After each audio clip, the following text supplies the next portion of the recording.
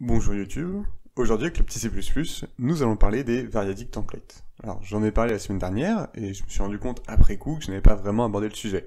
Du moins je suis pas rentré vraiment dans les explications de comment ça marche et qu'est-ce que c'est exactement.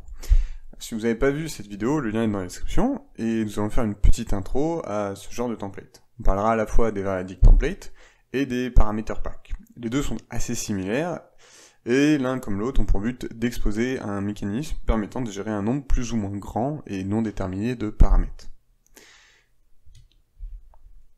Alors cette notion de nombre de paramètres indéfinis existe depuis un moment dans le langage, mais c'est seulement avec le C++ 11 que cette technique a été simplifiée et codifiée. En fait, l'exemple le plus concret est la méthode printf, qui, bien avant le C++ 11, pouvait gérer un nombre indéterminé de paramètres. Alors pour vous, le printf, c'est juste... on passe une chaîne de caractères, on y met des petits pourcentages n par exemple quoi, et ça va aller récupérer les paramètres d'après pour remplacer justement tous ces pourcentages par les paramètres qu'on aura passés à printf.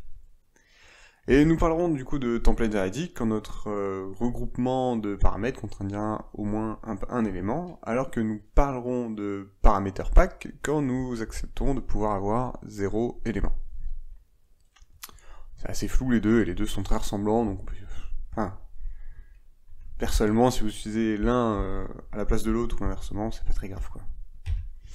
Pour exprimer un variadic template, ou un parameter pack, nous allons utiliser 3 petits points. Mais le sens ne sera pas toujours le même suivant son utilisation ou son emplacement. Si je prends un peu de code, voir une ligne template avec écrit classe 3 petits points ts, veut dire j'ai un nombre indéterminé de type, que je regroupe sous l'intitulé ts. On peut retrouver un int, suivi d'une string, ou un type que vous avez écrit vous-même. Utilisé dans une méthode, cela veut dire que la méthode fonction peut prendre un nombre indéfini de paramètres. On parlera ici de parameter pack, car fonction pourra très bien prendre 0 paramètres. Alors pour finir, nous allons expliquer le code de CPP référence sur le parameter pack. Et encore une fois, j'ai vraiment pris un screen de CPP référence, parce que c'est pas moi qui ai écrit ce code. Donc voilà, je veux pas m'approprier des trucs ou quoi, c'est juste, j'ai pris le screen, je vous le pose, et on va en parler. Ici, le but est donc de lire tous les paramètres de la méthode tprintf. On va donc retrouver un appel récursif, où la première méthode printf servira de point de fin du coup à cette récursivité. Nous regardons l'appel dans le main, et nous avons une première chaîne de caractères, suivie de hello, point d'exclamation et 123. Au moment du premier appel, le paramètre format aura pour valeur la première chaîne de caractères, donc à savoir pourcentage, world pourcentage, pourcentage. Value sera hello, et farce contiendra le reste des paramètres, à savoir le point d'exclamation et le 123. On commence le parcours de format, la condition de sortie est le test sur le caractère de fin de chaîne, qui est un caractère caché et qui existe du coup dans chaque chaîne de caractères. Le premier caractère étant un pourcentage, on rentre directement dans le if, et on va afficher la valeur de value, soit hello, et on appelle la méthode printf. Et bien, du coup, on va avancer d'un cran dans la chaîne de caractères. Le premier élément sera donc un espace. Value est maintenant le point d'exclamation, et on va avancer donc dans le déballage du parameter pack, et far ne contiendra plus que 123.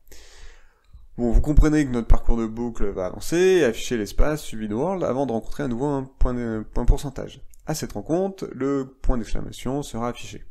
Bref, on avance encore une fois dans le déballage du parameter pack, pareil qu'avant, et on va arriver au dernier pourcentage de la chaîne de caractères. À ce moment-là, value vaut 123 et farx est vide. Donc, on va se retrouver à afficher 123, donc on est rentré dans notre if, on est à la ligne std out value, on affiche 123, et là on nous demande de rappeler la méthode tprintf.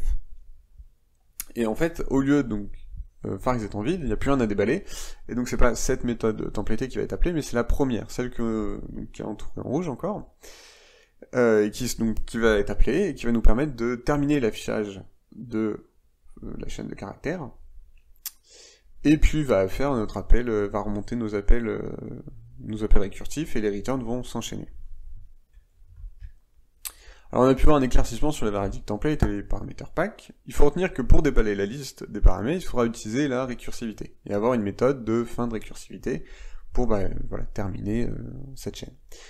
Dans le code de la semaine dernière, je ne réalisais pas en fait de parcours sur les paramètres, parce que c'était pas nécessaire. En fait, nous avions juste une abstraction sur le nombre de paramètres de nos méthodes. Mais la signature en fait de nos functors devait respecter la signature de l'objet event créé. C'est-à-dire que si je créais un event avec comme liste de paramètres du coup un int suivi d'un string suivi d'un float, mes functors associés, vu que je leur passais le déballage directement du paramètre pack, je devais respecter une signature de functor avec un int suivi d'un string suivi d'un float.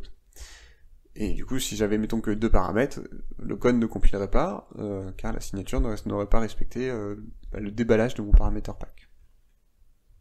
Car comme d'habitude, exprimez-vous dans les commentaires, posez des questions si vous en avez, et je vous dis à lundi prochain à 13h45 pour une nouvelle vidéo.